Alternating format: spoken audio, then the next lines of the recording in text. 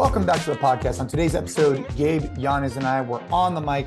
We're talking about the YETI Question of the day, which is the best way to mentally get through injuries. This was a good topic to discuss.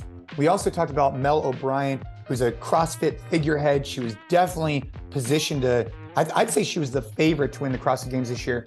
She pulled out from the semifinals, therefore she cannot qualify for the games if she doesn't compete in those. We talk a little bit about, our take on it, things that we could learn from it, and maybe lessons for the future of the sport of CrossFit. So definitely stay tuned for that. When we finish up, just talking about upcoming events we have going on. If you're in Pasadena for the semifinals, I will be there.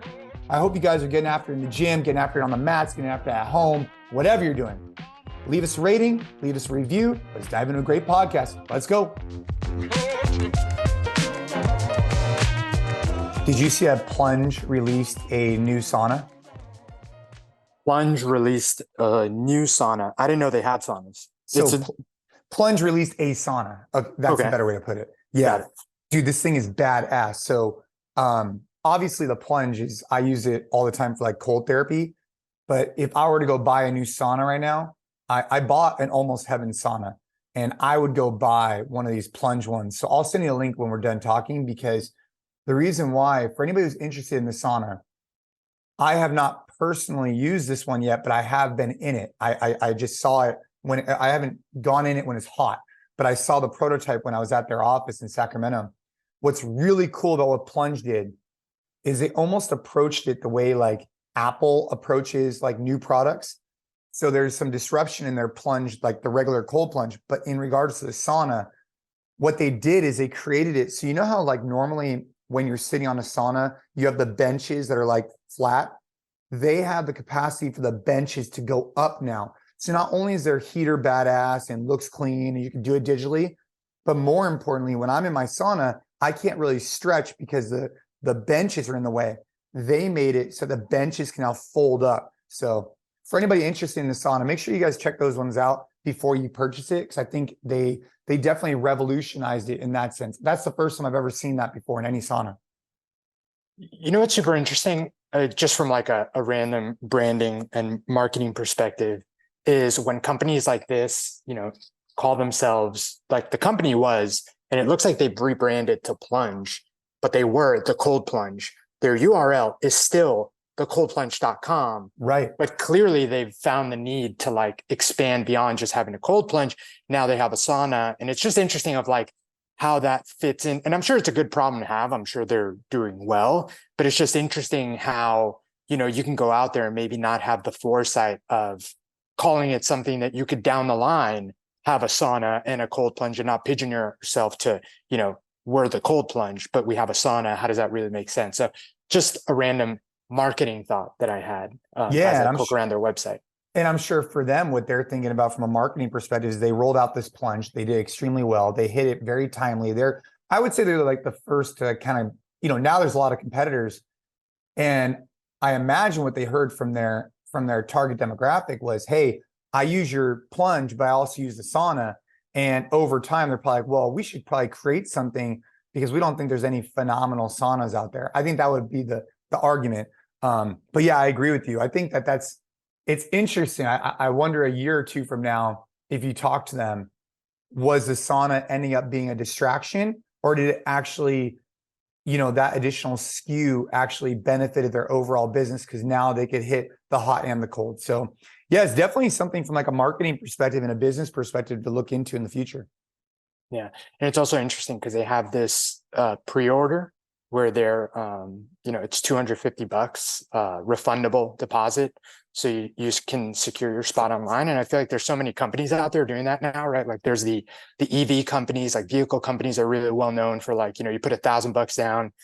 And it's an interesting business model because, when I saw a tweet or something that framed it this way, and it's essentially what it is they're getting a zero interest loan of capital from their customers. Because Tesla, for example, when they launched the Cybertruck, the amount of pre-orders they had on it was huge, and they weren't going to deliver Cybertrucks. They still haven't. It's been years, but the amount of like capital they got from essentially because yes, it's fully refundable, but that just means that they're getting all this money in capital loaned to them at 0% interest, which I think is it's a really interesting way to leverage this idea of like pre-order and scarcity, and, you know, anticipation, while also getting, you know, a pretty nice capital infusion for the business, which I'm sure is going to help them, you know, build inventory and so on and so forth. So it's smart, man. And you see it more and more now. Well, it's smart, but it only works if you have brand equity, right? So like if you take like a Tesla Sure. and they roll something out, or for example, I got a Ford Lightning and I put a deposit the exact same way. So the beauty part is they could evaluate what type of inventory they're going to need, right? Because instead of getting, maybe they got 50 orders compared to 500,000 orders, they get the money, like you're saying. But it only works if the brand has value. So yeah, I definitely think it was smart for them to do that with the sauna. And now they could better allocate how many they should order. And like you said, they're getting this influx of cash that they probably don't need to go out and get a loan to, get all this inventory. So yeah, good on them, man. I'm fired up for Plunge. So they're friends of ours. And so I want them to do well. Yeah. And having a cold plunge in a sauna at your disposal is, I feel like I have to be careful how I say this, right? Because like, it's not the thing you need to be healthy and fit and whatever, but man, it's like such a nice to have. It's such a nice to have. It's definitely a nice to have for sure. If you're looking at like the grand scheme of like nice to haves, it's definitely on like the nice to have. Like now where I'm at in my life, I'd much rather have a sauna and a cold plunge than a fancy watch or whatever else. Like, that's just where I'm at right now. So if you have to evaluate your spending on like nice to haves, I probably would spend on one of those instead of a nice watch. Anyways, dude, so I do want to talk about Mal O'Brien, but before we get there, it was really interesting. I was training yesterday, one of Caden's friends, and I was introducing him to the deadlift and the bench press. And he's a super athletic kid. I mean, he's great at baseball, great at football. He's just athletic. But all of a sudden you take him out of those like athletic domains and you put him in like a more of a static, like lifting position. It's fascinating the lack of awareness of connecting the brain with the body. Like I tried so many different cues to get his back flat. I mean, eventually we got it, but it took me so long. It's really interesting. For anybody out there with kids, I just think that exposing them to like a neutral spine and a flat back position earlier on, just at least having them aware of what that means to get in that position, I think is valuable. So even if you just add that in every blue moon when you ask them to lift something up, I think that'd be really helpful, because I see it firsthand how there's a disconnect between the position you're looking for deadlifting and what they think is a flat back. How much of that is just a like terrible coaching? No, not that at all. Just him being young, right? Like how much of that is supposed to just come with age and as they kind of develop? Like, is the expectation that someone Caden's age should be able to like have that mind body connection? Because I mean, obviously this is one extreme end of the spectrum, but having a 5-month-old, dude, they have no connection, right? Like it's crazy. They're like the wobbliest, like they have no idea what's going on. They're like, their hands are like this, like they can't figure it out. So I wonder how much of it is just development through age and your kind of expectation of Caden because you're so aware of that position versus like, that'll just come with time. Yeah, I don't know. I don't know. I mean, I don't know either. These kids are 9 years old. And I think by 9, you should develop a conversation with the kids about how to appropriately lift off the floor. But to your point, like, yeah, they're not fully developed at all. But if you're talking about baseball skills, hey, choke up, do this, do that, boom, boom, boom, they're catching it like that. All of a sudden you have them put them in this domain and it's not. And I almost look at it like you're connecting like little neurons between your brain, your body. And it's like little lines. And it's like, all of a sudden we're unlocking this. It's like the Matrix, we're unlocking these things in these kids. And how is that going to correlate over to their sport? It just inspired me yesterday. Like, I don't get upset. I don't get like whatever. I don't get frustrated. I get inspired, because if you take a kid that's that athletic and you develop their athleticism off the field, I just think it's like unlocking potential. So it fired me up, man. It was good. I'll have to send you a video later on. I think this is a good segue into the conversation around Mal O'Brien. So for anyone that because I know we have some people that listen that might not be like super diehard. I mean, I don't consider myself like a super diehard like CrossFit Games sport fan, but I follow enough accounts and I'm immersed in the world enough to have read about this and, you know, listened to a couple hot takes on it. But essentially, Mal O'Brien, who was like the shoe-in per se of taking over the women's title with Tia no longer competing, like she was definitely the favorite, podium, definitely the podium favorite. contender for sure. And in a lot of people's books, like it was kind of her CrossFit Games to lose. She's been very impressive. She's young. She's training with Matt Frazier. She kind of had everything going for her going into the season. She just announced this week, leading up to semifinals, that she wasn't going to be competing, effectively ending her season. She, in the post that she put out, kept it rather vague. Why? Was going to focus on other things in life, so on and so forth. So immediately, you know, Instagram, speculating, whatever. I heard some people like saying that, you know, could have been a pop drug test because it was a week right before semifinals, whatever. I think Andrew Hiller actually had a really good take on why that definitely wasn't the case. No, I don't think that's the case at all. No. Yeah. But I mean, you know, like if you go into the comments, you'll hear every possible reason and every, you know, hater out there, like giving the reason why she potentially pulled out. I also definitely don't think that that's the reason. More so because like she's also at the point of the sport where like even if she were taking something, like she's not popping a test. Like these tests now are more like, you know, IQ tests than anything else about like figuring out how to do it. But that aside, I don't think that that's the case. But I think the really interesting conversation that this has sparked in this space is the pressure involved in at such a young age diving like head deep, like diving full force into the sport of CrossFit, you know, because before, you know, you look at athletes like Rich, yourself, you know, everyone that was dominant back in the day, it was people that had, you know, quote unquote, a normal upbringing with sport and athletics where they were doing baseball, they were doing sports, they were wrestlers, they were weightlifters, found CrossFit, were able to train really hard and become, you know, these generalists and go to the CrossFit Games.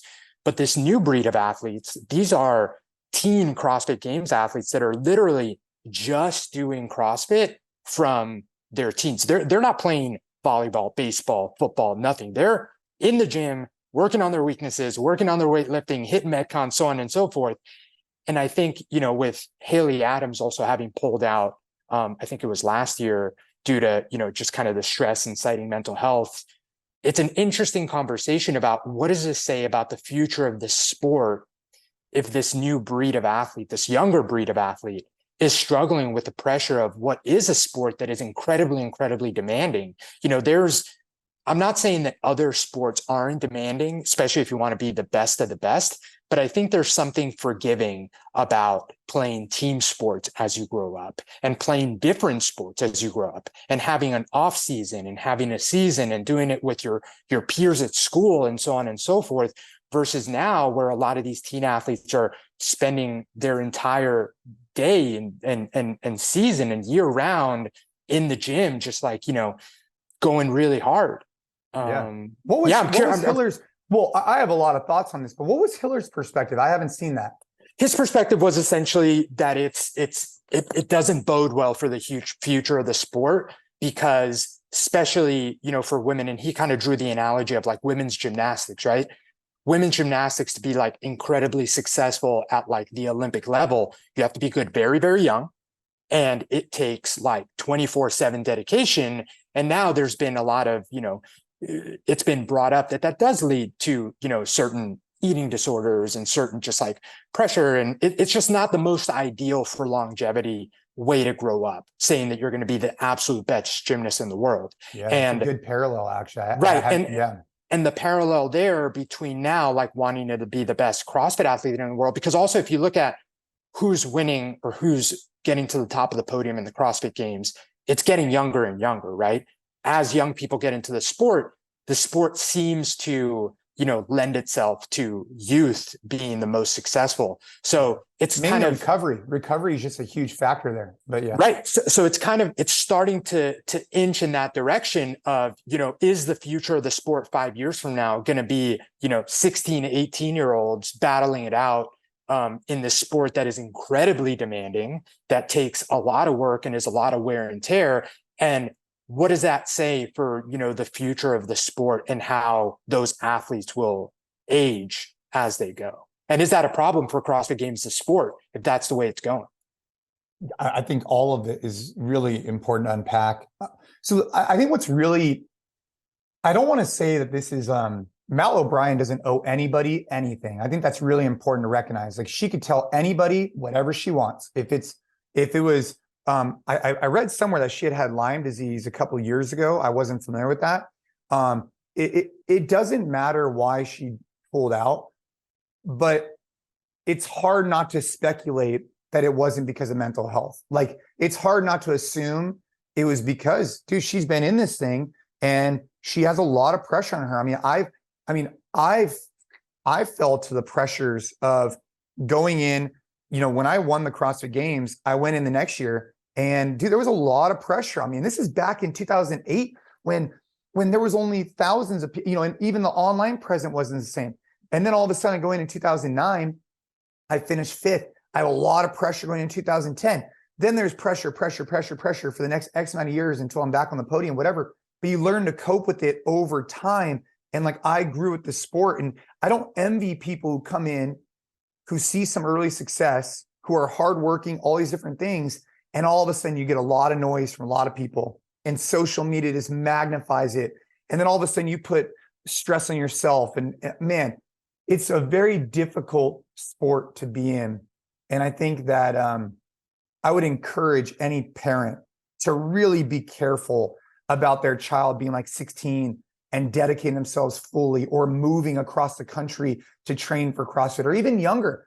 I think I told you this. I had a mom reach out to me, and her boys were 13 and 14. She said they were on the cusp of making semifinals or the games or whatever it was, and she wanted me to train them. And I told them that I just wasn't the right fit, that I would encourage them, if they really want to be good at CrossFit, like if that's ultimately their goal is to go to the CrossFit Games, I think what's best for them is to take one step back to get 10 steps forward. Go play other sports, go do a bunch of other things, go develop these different skills. And then when they're ready, as they're maturing, 18 years old, 19 years old, CrossFit will still be there for them, and they could pivot back into the sport full time. I just think what happens is, as these kids, Hinshaw said something that was really interesting. He was talking about Haley Adams, and how I guess someone I don't know if it was ESPN, had asked, why don't you work specifically on Haley's sprinting? And this is when she was younger. And he said, it's because I don't know how she's going to evolve as an athlete over time. I'm just trying to work well-roundedness, because if we focus on one thing, she might naturally build out to be a great sprinter, but we're just going to work a bunch of different things. And I really worry, Gabe, that the youth is not setting themselves up for long-term success, because they're getting too caught up at too young of an age. And I think that, especially, when I used to race BMX bikes, one of my biggest regrets is I raced BMX bikes for a long time. I got into it when I was 9, and I was super competitive. I traveled the country. I raced nationally. I was sponsored by Fox and different brands for a while. I was really into it. And I raced, not professionally, because you couldn't turn pro until you're 16, but I raced at a high level from when I was 9 until I was 15 or 14 and these years. And during that time, dude, I had no friends at school really, because I wasn't connecting with them, because I was so bought in on the BMX. And BMX is an individual sport, very much so like CrossFit is. And even though I was around other people that were competing, the bonds weren't the same as if you were on a team. And I regret not playing other sports, because I would have made friends. And then I got to high school and I started playing other sports, and it changed my life. So that would be my advice for parents, is to encourage a bunch of different sports, and CrossFit will still be there for them, because that's ultimately what they're doing anyways. If you go out there and you're training football, you're training baseball, you're developing CrossFit skills. I think that the challenge there, though, is I do think that there's something to be said about, like, for example, the two kids that you mentioned. If they do start doing exclusively CrossFit now, I do think that just because of the nature of the sport, they're getting a step up on someone that's going to go do football and go do baseball and then come back to it later. Like they are. And I'm not saying that that's a good thing. I'm just saying that, like, if you want to call a duck, like, this stuff, you get better at it the more you do this stuff. Yeah, like, true. Yes, you're going to come in with an athletic background, and you'll be a step ahead of someone that doesn't play football, baseball, run track. You'll be ahead of them. but I don't necessarily think you'll be ahead of the person that's been doing Metcons and Olympic lifting and squatting heavy since they were 13. So it's unfortunately, I think, a catch-22, because while I 100% agree with you that I think the best thing for most kids at that age is to go try different sports, play with teams, expose themselves to as many different, things as possible. I think that unfortunately, to be successful, the way the sport is trending requires you to start early. And that's where I think there's an issue that needs to be addressed. And I think that the other thing that makes this super tricky is I can't think off the top of my head, except for the gymnastics example, but even there, like the stardom that comes with the sport is really only every 4 years, right? Like you don't hear of top level gymnasts unless it's the Olympics. And then you hear of like the top athletes. I think one thing that makes this dicey is that these really young CrossFit Games athletes are gaining a lot of notoriety. They're in many ways more popular than some of the OGs. Like Mal O'Brien had a huge following. And I think in other sports, whatever it is, baseball, volleyball, whatever, even in college, there isn't that fame that comes with it, right? Like the fame comes when you make like the pro levels, to which point you've matured a bit. You've had some maybe fame in college sports, like you're popular on campus, whatever. So you're also not being thrust from being, a 15-year-old teen trying to figure life out to now you can't go to the Rogue Invitational without people wanting to take pictures and like get your autograph and so forth. I think that there's a very heavy pressure to that as well. And I honestly can't think of any other sport where the youngest athletes are just as famous, if not more famous, than like everyone else. Yeah, I mean, I think gymnastics is a phenomenal parallel because you get kids when they're really young. I mean, I think if I'm not mistaken, especially females, hit their peak in gymnastics like at, I want to say like 13, 14, 15, like pretty young, right? I could be wrong on that, but I'm pretty sure that by the time they go to the Olympics, I think you're old at the Olympics if you're like 18, I think. You could look that up, but I'm pretty sure it's that young. And there's a lot of parallels to that. Maybe what they could do, Gabe, is if you want to specialize in CrossFit, and that's important to you, maybe there's a way to make it where the teen division is all team-based. I don't know. It's just, I think it's the individual base. I think it's the lack of connection. I think it's the fact that you're training in your garage by yourself and you go to the gym by yourself, then you're doing this by yourself and you're young and you're still maturing mentally. I think a lot of that becomes an issue. Yeah, it's a big conversation that I think needs someone to just speak about it more and more and more, because we want to see the sport grow in a really organic way. And I'd make the argument, I wonder what the statistics would look like if you took people who started off CrossFit when they were young, like 12, 13 years old, and you looked at the average span they perform it versus if they started when they were like 17 or 18 and how long they do it. I wonder if people get burnt out when they start too young, and when they actually go to compete, they just burn out, versus if they waited, they don't burn out as much. I don't know. It'll be hard to look at those analytics, but it would be interesting to find out. Yeah, it's an impossible situation, unfortunately. But I mean, I guess the one bright spot, because I agree with you. I think Mal O'Brien doesn't owe anyone anything, doesn't owe them an explanation, obviously doesn't owe having to compete. But I think that at least, we should be appreciative of the fact that, this conversation is happening, because I do think that it's important. Because, at the end of the day, we all started CrossFit and kind of became a part of this movement to help people be healthier, right? To like improve people's lives. And I think that if anyone is, it's becoming a slippery slope to where it's actually detrimental, I think that we should be having a conversation about that. And it'll benefit everyone. Let me ask you a question. I'm curious. Has Caden ever, from watching you back in your competition days, like, does he talk about like wanting to compete and do that competitively? Or is he like so all in on like baseball and football and like he works out because that'll make him better at those things? Yeah, I mean, it's an interesting question because, my kids see me work out all the time. They obviously know that I have accomplished some stuff in CrossFit. When we go places, people, we're in the airports, people recognize me. They're like, what's going on? Well, they know. They're at an age now where they get it, right? They could just Google their last name and stuff comes up. So no, I mean, neither one of them have any interest at all. They've never talked about it or brought up the fact they want to do anything in regards to CrossFit. And I think the reason for that is Caden every blue moon talks about doing a powerlifting meet, which I think would be pretty funny. But I think it's because we don't encourage it. I think that we look at CrossFit as a program that we do to help us live a healthy lifestyle for the rest of our lives. And we're not focused on it as much as a sport anymore. And so because of that, I think that culturally translates to the kids. So I don't know. I don't know though, Gabe. It might just be his interest too, because he's so interested in baseball, football, traditional sports.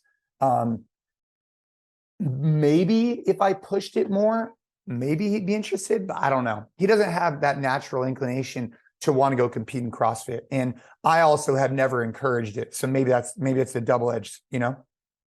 Yeah.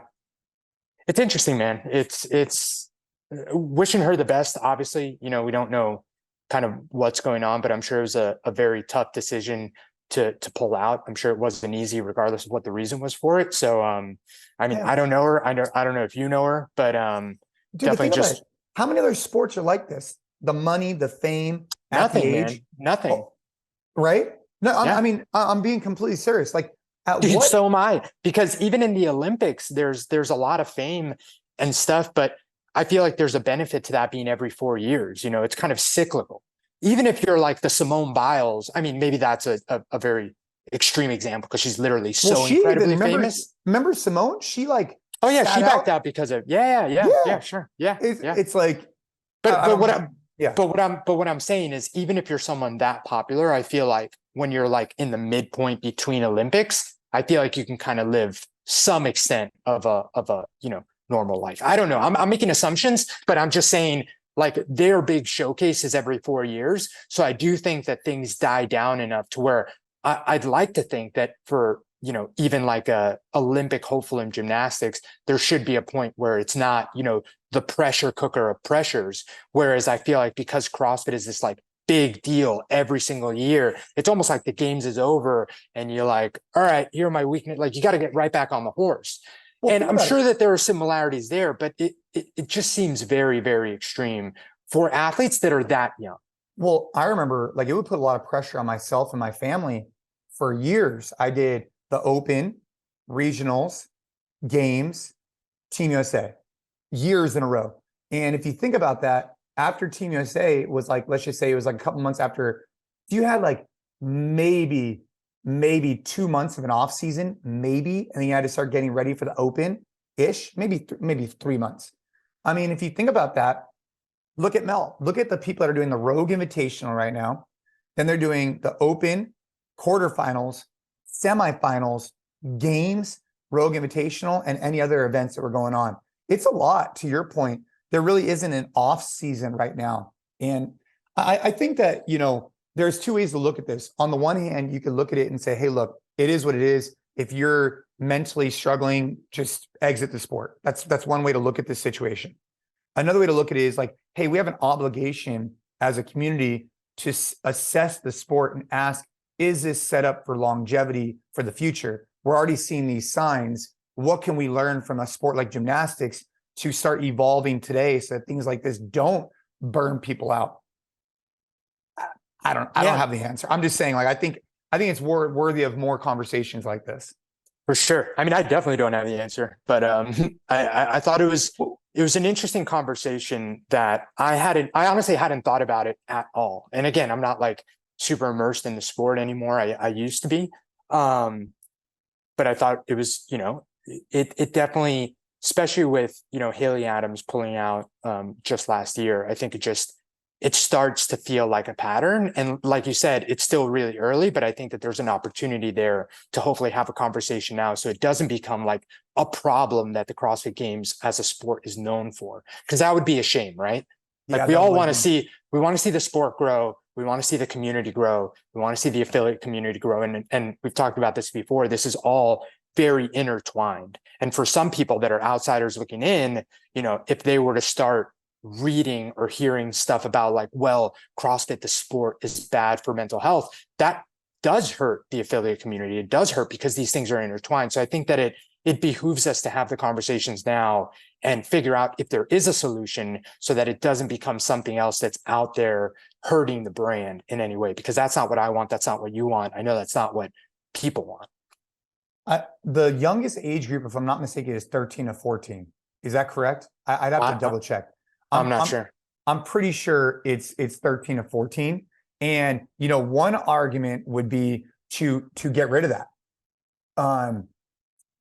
Let's see. I'm curious.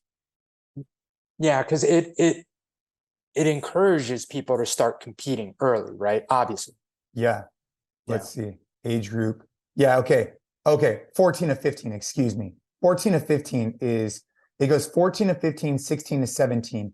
And so you can make an argument that let's remove the age group, and it gets back to what you were saying, where it's almost like you're getting ready for the Olympics. So let's just say you remove the age group, or maybe age group is only team-based, for example. Would that help the longevity of the sport? I mean, I think that's a super interesting conversation to have.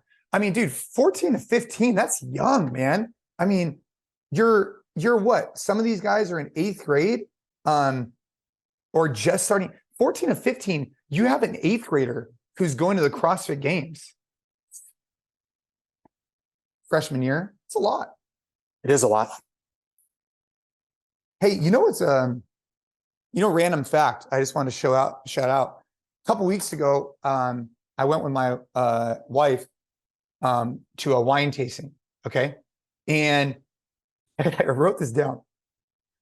They have crews of hard-ass working people putting in the work in the middle of the night to pick the grapes. This is in particular with Pinot, because they want to be able to get the grape at its coldest time, and that's in the middle of the night. And so they have these groups of just hardworking people that come in, and they go and they pick grapes all across, but they do it in the middle of the night, so the temperature of the grape is at its coldest when it actually gets pulled from the vine and put into a cistern. I didn't know that in this particular case, they pull in the middle of the night versus during the day. I just thought I'd share it with you. I had written that down as a unique random fact. What a segue. What a transition, man. Jason Khalipa, specialist of transitions on the podcast. Dude. All right. Dude. And with that, let's go to the YETI question of the day. The YETI question of the day That's how Jason's brain works. Dude, the YETI question of the day is, what is the best way, from our boy Jay, what is the best way to mentally get through injuries? And here's the best advice I have about that. And I think this is like, I can't remember who I heard this from, so I'm stealing this from somebody. It might have been you, or it might have been someone else like a decade ago. It was probably you. Let's just say you have an injury. So for example, my knee was hurt for a while. It's getting better. Still a little wonky, but it's better. It's so easy to focus on what you cannot do. It's so easy. Like, dude, I hurt my shoulder.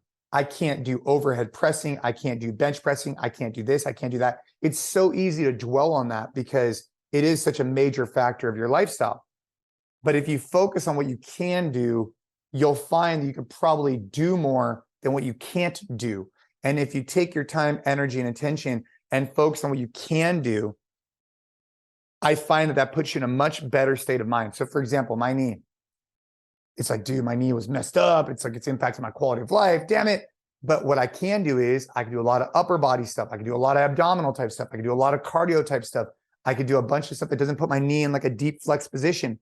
So focus on all of that as I rehab and improve my knee would be the focus. If you are overcoming an injury, focus on what you can do, because chances are you could do a lot more than you think you can. You know, Jay, I think that two things here. And I think this actually plays off of what you just said, Jay.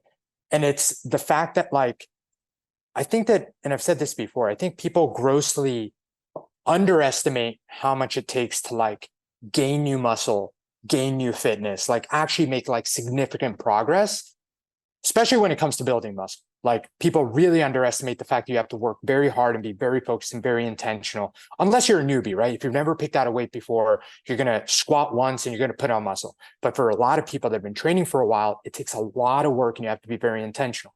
However, on the flip side, I think a lot of people overestimate how much it takes to just maintain. And the reason I'm bringing this up in the context of like dealing with an injury is I think a lot of people, when they hurt themselves and can't do some things, they immediately go into this spiral of, I'm going to lose all the progress I've made. I'm going to lose muscle. I'm going to lose fitness. Like, it's the end of the world. And I think that if people really step back and realize that it doesn't take that much for you to just maintain, just stay where you are. Like, are you going to get fitter during this time? No. But if you can still, to your point, your knees hurt, you can still do some upper body stuff. You can still maybe get on the ski erg and do some cardio. You can still, go out for a walk if it's just that you can't squat heavy. There are so many things that you can do that you can absolutely 100%, without a doubt, hit the threshold of just maintaining where you are.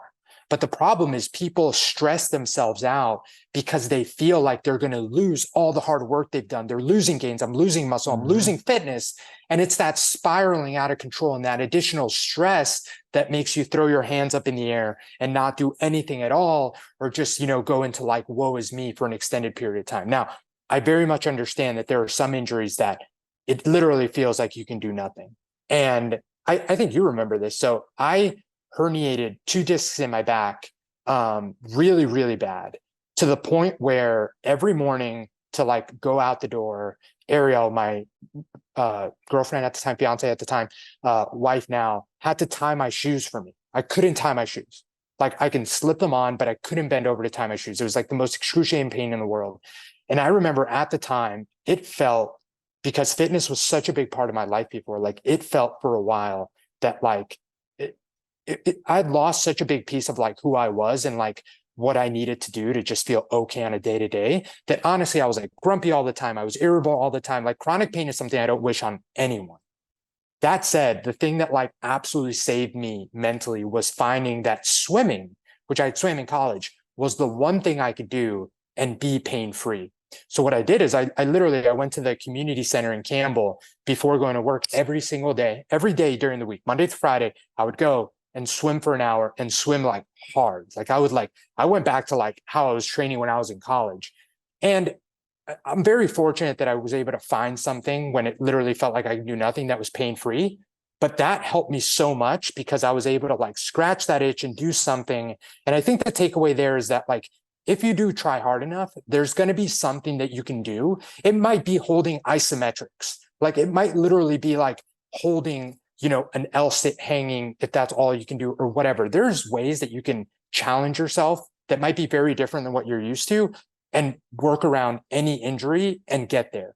I think you just have to put in the work to find what that thing is, and also like reset your expectation of how much you need to do to just maintain where you are.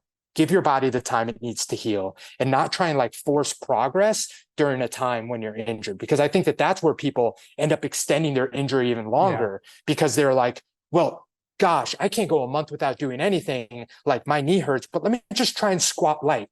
How about not squatting at all for a month and giving your knee like the ample time it needs to rest, right? Like, no, but what if I do a little bit here? Like, no, you're just making having to take a month off turn into having to take 3 months off, turning to 6 months, turning to your knee will never be the same again.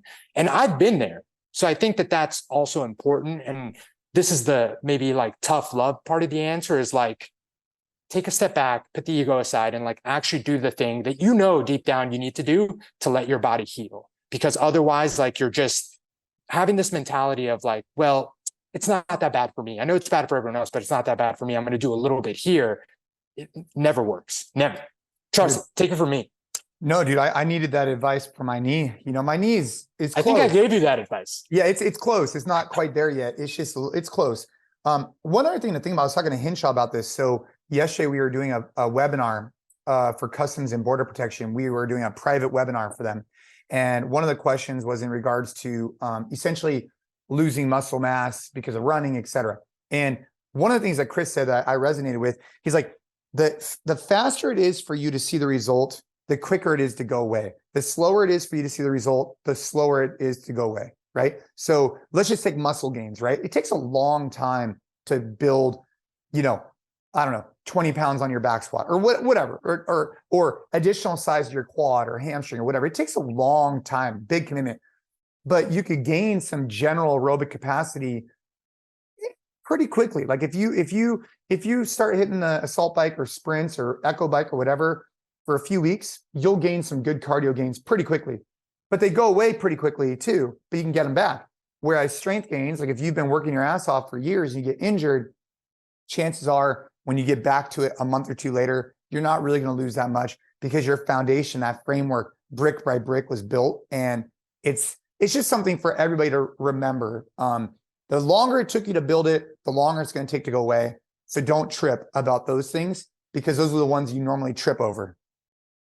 That's it, man. That's it. It's so true, man. Like, especially when it comes to like even cardiovascular fitness, right? Like I swam all my life and put a lot of time in to like developing that system that now, even though like I am doing just bodybuilding type training, like it's still there. Like the baseline is there. And that was important for me too, because for a long time, I know that a reason that I wasn't putting on size is because I always felt like I needed to be doing both so that I didn't lose one. And, you know, for people that are hard gainers that aren't going to, you know, look at weights and gain muscle, you kind of have to take a foot off of the cardio gas for a second and really let your body be in a caloric surplus to grow. And if you're so concerned about like not losing your engine that you have to train cardio twice a week, you might just be making it a little bit tougher for you to get your A goal, which is to put on size, and know that that base is always going to be there, especially if you put in the time to build that base. And I think that me making that realization really helped because it made me feel like I didn't need to train 7 days a week and make sure I was working on everything because I didn't want to lose anything. Yeah, for sure. Dude, you ready for another right turn? So I'm going down. You got to buckle up on this podcast. Dude, you got to buckle up and you better not have motion sickness. Dude, I'm going to Pasadena. This episode is going to release on Thursday. So tomorrow, when you're listening to this, I will be in Pasadena at the semifinals. I'll be doing some commentating. So if you're watching online, make sure to check that out. It's the CrossFit Games semifinals. I'll also be doing 2 talks.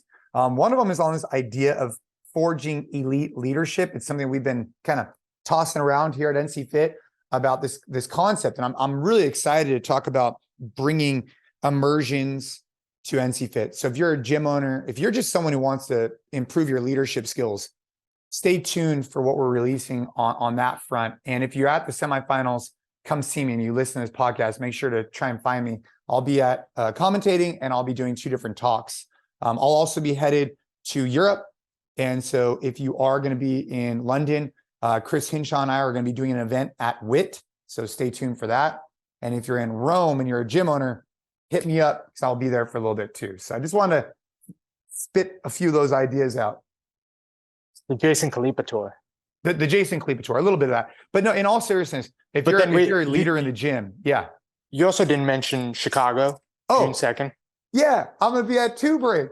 So is Gabe. So if you're going to be at Two Brain Summit in June, Gabe and I and MDV will be there, and we're going to have a hell of a time. So make sure if you're there to come and talk to us because we're going to be talking about a few different things that we're launching, and we're going to be giving some really great talks on Coach Like a Pro and forging elite leadership. Talk about virtuosity as an owner. It's going to be good. And then I'm going to tack onto that. I'm going to be in Nashville. Ooh. July 12th to the 15th, the Gym Accelerator Summit. The big guy is going to be gallivanting through Europe, so he's unfortunately not going to be there, but I will be there as a one-man show. So if you're thinking about or in the Nashville vicinity, I know that there's still spots open for the Gym Accelerator Summit hosted by HSN and Push Press. So I'll be there for that event. Dude, so we got to still follow up probably like a month from now on how HSN, how we rolled it out, lessons learned, probably like a month from now. Is that right? Give or take? Yeah, I think we're close. You know, coming off of the fact that we had the challenge, we've now rolled out one-on-one coaching. The last missing piece of the puzzle is just incorporating everything into how we do sales at NCFIT. And then, yeah, I think we can definitely share some good takeaways on what worked, what didn't, and also what we're doing now, which hasn't been instilled just yet, but I'm super excited for it to be something that we start doing because I think it's going to be a game changer for our gyms. Yeah, rolling out the nutrition was a nice value add. I was talking to a gentleman yesterday and I was bringing up this idea of discipline buckets. And so this guy, he's a hard charger at work, but he doesn't have the discipline for his personal life. And so he's overweight and he wants to get in better shape. And I was just explaining to him, like, everybody's got their own discipline buckets and, people use discipline in different ways. That's another idea you stole from me, the discipline buckets. Totally stole from you. And, no, you want to know why I like the discipline bucket is because it makes me feel okay. Like sometimes I was like, I'll see Ava, do something every day. And I'll be like, damn, like I really don't want to do that today, but I only have so much discipline. So I hold my discipline in other areas of life. But anyways, with this gentleman, I was explaining to him that we're rolling out accountability coaching at the gym. And I think it's gonna be really well received for people who have a lot of discipline in their lives and other areas, but maybe when it comes to fitness, they at times struggle with that. So that's going to be something I think with the accountability and the nutrition and the fitness, dude, it's a win-win for everybody. I just want to see people get results. That's the bottom line. Yeah, man, it's such a big piece. And I think why accountability coaching specifically is so important is, and I think everyone can relate to this in some extent, like whether it's nutrition, business, like even family stuff, like for the most part, people know what they should be doing. Yeah. Like you have the information, you know what you should eat, you should work out, you should sleep, so on and so forth. It's the someone holding you accountable. It's the every week, did you do those things? Even knowing that someone's checking a checklist that you're going through, right? Like knowing that there are eyes on you completing it could be the difference maker between you actually doing the things you how to do. I think that we overestimate how much we need knowledge. Like we don't really need the knowledge, right? If anything, I think we have too much information about what you should be eating, what foods are bad for you. There's too much noise out there. I think that what you should do is pretty simple. It's the accountability to actually do it that is tough. And it's, I think, somewhere where a coach can really help.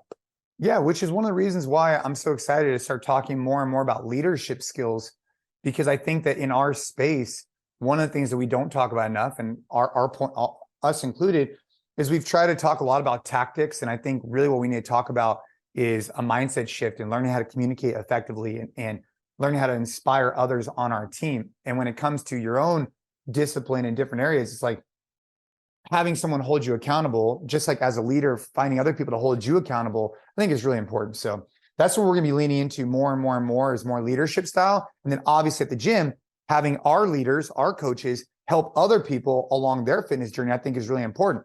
Where those people are subject to experts in software engineering or whatever else they're doing, you can lean on our coaches for everything else. So stay tuned for a bunch of more stuff we have going on. But that's all I got, man. Dude, I'm fired up. I'm ready to get after these semifinals. I think it's gonna be a good time. I'm gonna be commentating. They're gonna try me out in 3 different ways. I don't know exactly what they are, but I hope I could deliver. I'm sure you will. I'm excited to watch the stream so I can get the Jason Khalipa commentating. Dude, commentating makes all the difference in watching a sport, dude. So let's end off with like a little side note. So yesterday, obviously this is going to come out in a week. So last Wednesday's Mets game was absolutely insane. Absolutely insane. Yes, they won. But so here's, let me give you a little backstory real quick. The Mets have been doing terrible. Like, remember how last year they were like, no, but that's a good thing because when they do well, then they suck at the end, right? That's right. That's what I'm telling myself. So anyway, they've been having a really tough season. They're playing the best team in baseball right now, Tampa Bay Rays. And they have a whole bunch of rookies that came up from the minor leagues, and they're hoping that they can like spark the team. And they were down 3 separate times in the game. They were down 2-0, then they were down 5-2, and then they were down 7-5. And this was all in the later innings. And every single time they fought back and tied the game twice and then ended up winning. And that was amazing in itself. And I was watching the game because I'm one of those crazy Met fans that still watches games, even though they're doing bad and even though like they're probably going to lose. But I'm so glad I was. But the commentator, Gary, who does the play-by-play, his call for when something good happens for the Mets is like 50% of my enjoyment of it happening. It's just, he does such a good job. And like, sometimes the Mets will be streamed by like ESPN will have the game or like Apple TV will have the game. So it'll be different broadcasters. And dude, I can't stand it. I cannot stand, even if the Mets are winning, like just someone else commentating on the game that isn't Gary, Keith, and Ron, who usually do it, literally drives me nuts because they don't do as good of a job. What do they So do anyway, particularly? Like let's just say they get a home run. Do they like you know what I've noticed in Little League with Caden is that the umpires actually have like their own technique about like when someone gets a strike or is out. Like it's pretty funny. oh actually. yeah, oh dude, like, umpires are the strike. best. And like when they get out, like they'll do like a spin. It's so entertaining. Dude, an umpire also adds so much dramatics to a game. Like a really good strike 3 call by an umpire adds so much drama to baseball. Oh, dude, I love it. That's why, like, I hope that they never go to, because they've talked about doing like robot umpires where it's a computer that can tell if it's a strike or a ball. Because a big part of the game is like just having to work the umpire, being able to like frame a pitch. Like if you're like a really crazy baseball fan, like you really appreciate the game within the game that happens to get pitches called your way, to make sure that like, you know, you're framing the pitch right. And that would all go away if it's just a computer that can see exactly where the pitch is and technically call it a ball or strike. Plus you would lose like the dramatics of an umpire, which if you have an umpire that has a really good strike 3 call, dude, it is so exciting. It is the best. I've noticed it at the Little League. I mean, like literally, like, dude, this kid will like, you know, I don't know, he's like 12 years old, just like, dude, strike 3, you're out, wow, and like does a spin, you know, like. It's so fun. It's so fun. But for the commentating, I am excited about it. One of the things I need to do is, I hope that they utilize me at the games for the position I'm thinking of. But for semifinals, I got to go deep dive into some stuff so I could talk more intelligently. I'm going to go test out some of these workouts, go mess around with it, so I could feel like I could talk more intelligently about the different things that are going on, and then add in my color and my flair for my background. I mean, I think that would be, at least for me, a really interesting bit of information to have, because I feel like other people that commentate, you know, they know that like, oh, this person has had a good season, this person is good at that. Like, I think that where you could add a really cool angle to commentating is like, hey, I tested all these workouts, like, here's the time that I got, here's where I got stuck, here's like what was really hard. Like, I think that people would really appreciate getting that from you. Maybe not sharing your final time because, you know. Might be like, you know what? You want to know why I don't want to share my final time? It might be faster than those competing. That's why. That's right. That's right. You don't want to make them feel bad. But I do think that having that angle, because, you know, most people, no offense to the people that commentate on these games, like it's not a former CrossFit Games champion. Like it's not someone that understands what makes a test particularly challenging or what the strategy is. So yeah, I think that you testing them and bringing that insight to it could be super interesting. I would love that. Dude, well, that's the plan. Well, stay tuned for semifinals. Make sure you guys check out the podcast show notes for all the different links to different things we have going on. And most importantly, rate the podcast, share with a friend. If you get value, go back, check out the other episodes. And yeah, that's all we got, Gabe. Keep crushing it. All right.